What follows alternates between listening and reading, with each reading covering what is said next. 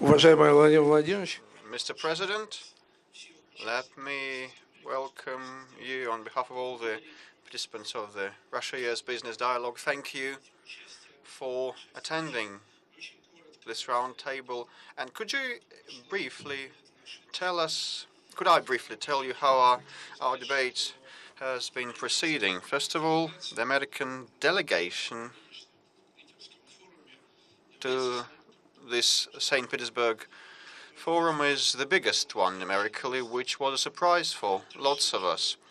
It has more than 300 people representing different businesses and enterprises, all attending the St. Pete Forum. With respect to discussion results, I doubt that we will surprise you somehow, because both American and Russian participants have been advocating for the need to step up our business ties. Everybody has a firm belief that it bears long-term prospects, that our economies and businesses are mutually complementary. We've been supportive of different forms of collaboration, including those fields, alongside conventional ones, that today are associated with new global economic challenges. I'm referring mostly to IT challenges, and Russia and the US have high competence in that, and groping for ways and means of cooperation is indeed of significance. And in closing, the business community was unanimous in stating that resolving things and matters at political level would help expedite our economic ties, and that would be instrumental. So everybody is looking forward to hear your remarks. The floor is yours. Good afternoon, ladies and gentlemen. First of all, let me express my gratitude to the organizers of the event on both sides.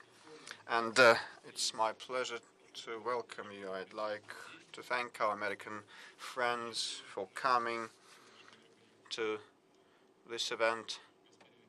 Mr. Vexelberg has mentioned that, the unfortunate current state of the Russia-US ties. As influential global powers, Russia and the United States maintain dialogue at multilateral formats like UN and G20. Shortly, we'll be having a summit in Germany, in APEC, and at other platforms. We cooperate on global and regional issues, and we can't help that. And thankfully, we've got these contacts that carry on. But at the same time, we've got to state that over the past years, recent years, the foundation of mutual cooperation has been ruined. Our bilateral ties have reached a trough, which definitely has a toll on the economy and our business cooperation. Starting from 2014 and to 2016, the mutual trade that wasn't quite high went down by 30%. I believe that if we contemplate that in a sound way, we may infer that the situation when the economic contacts are folded up cannot satisfy the Russian or the American business communities. Given the small scale of the economy, it may not seem important, but we have lost a lot of benefits and opportunities. If we analyze that and reckon that, we may come to a different conclusion, that it is very harmful for everybody. In this respect, I'd like to reiterate that only firm trade investment ties can provide for a safety net for us that would protect us from political expediency, ups and downs, a difficult historical period when we represented different political and ideological poles. The United States always remained our significant trading partner. That was during the making of the Soviet state, when the American businessmen helped industrialize the USSR. It continued during the Lend-Lease program in the Second World War, but by the way, we have fully repaid our debt right now in the newest period of our history. Americans are very good entrepreneurs, and when they figure that Russians start having money with respect to high oil and gas prices, they demanded their money back, and we were not meager, and we paid all the dues, and we paid all the debts of the former USSR, including the chunk of the former USSR republics. We assumed their debts, and we repaid that altogether and fully. Back in 70s and 80s, during the Cold War, we still cooperated with the United States of America, and today major American companies are still present on Russian market, and they're conspicuous here. We've got around 3,000 firms with American participation. The aggregate assets, total assets of these enterprises amount to around 75 billion USD. And the headcount is 180,000 people. And the American business delegation now is one of the biggest and best represented, which was mentioned by Mr. Vekselberg, and nearly a quarter of all the international companies registered at this forum is from US. 144 out of 511 companies represented, which is a record, by the way.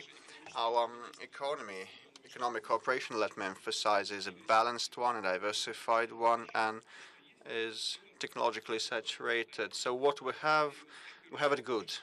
Starting from 2014 into 2016, the high-end innovative goods of supplies of Russian goods to the US fluctuated from 9.7 to 14%, and export of high-tech services like space, transport vehicles, IT, technology, engineering solutions in 2015 amounted to around $900 million, around one-third of all our export of services to the American market. And we have the resolve to facilitate bilateral business projects that would entail equal partnership and equitable partnership. We want the transfer of technology and the encouragement and engagement of foreign companies so that they participate in the development of our infrastructure. We believe that such mutually beneficial initiatives will be a contribution to our program of socio-economic advancement. And we will be able to provide high world-class items on our soil and probably export them to third countries. And we definitely will do our best so that our American partners benefit from doing business here.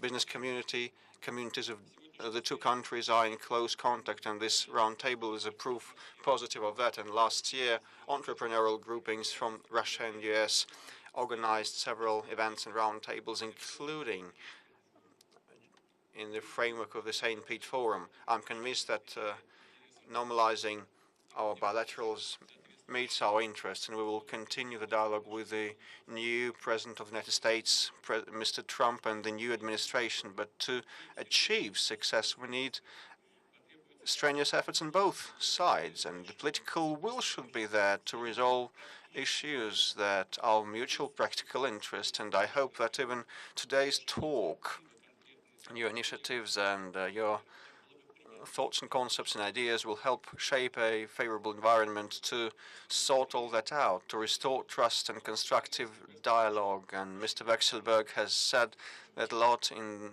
the world of business and economic cooperation hinges on how the political dialogue is structured. But I want to return you the ball. Please help us restore the normal political dialogue we're talking about. I ask you on behalf of the Russian Federation, I am turning to the American side, please help us and help the new president and the new administration of the United States as well. It was agreed by us that I will not participate long in your discussion because I'll speak at the plenary session. So probably there will be some questions that may overlap and intertwine, and I wouldn't respond to them now because we have got the keynote event coming shortly, which is the plenary. And I thank all of you for coming today. I thank you for being in direct engagement and thank you for thinking together how to move forward. I wish you every success. Goodbye.